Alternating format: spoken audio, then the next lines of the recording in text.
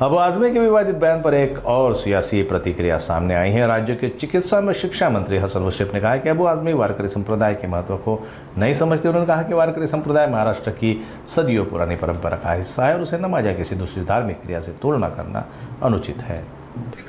आज जिल्हा नियोजन मंडळाची बैठक आहे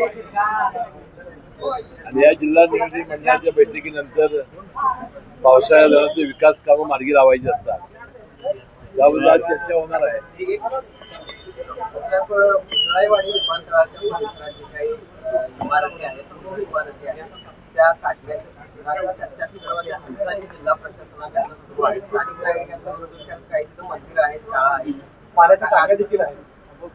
त्याची काय मी माहिती घेतलेली नाही, माहिती घेतल्यानंतर मी बोलेन। साहेब खरं म्हणजे तर वाशिममध्ये आपल्या आरोग्य विभागाची एक इमारत आहे, राज्य सरकारची दैवाला बाजूची इमारत आहे आणि आयुष्यमान आरोग्य केंद्राची इमारत आहे। तसंच ती धुळकाट पडून त्या ठिकाणी लोक आहेत ते मासोळी विकण्याचा व्यवसाय करत असल्याचा पर्दाफाश झालेला आहे। त्याला काय कारवाई अपेक्षित आहे? आता वाशिम जिल्ह्याला मी काही पालकमंत्री झालेलो नाही। आता आरोग्य खाते जे आहे ते आता आरोग्य खाते मंत्री आपल्याला बोलतील, काय मला काही त्याची माहिती नाही ना।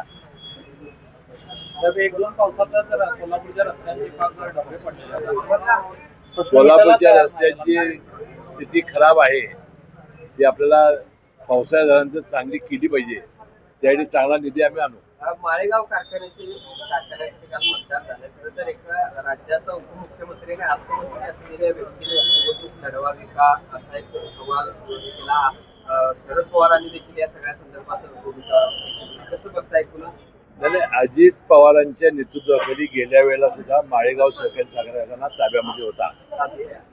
मला असं वाटतं की अजित पवारांची इच्छा अशी असावी की एखादी सहकारी साखर कारखाना कशी चालवावी, या देशाला एक उदाहरण घालून द्यायचं आहे।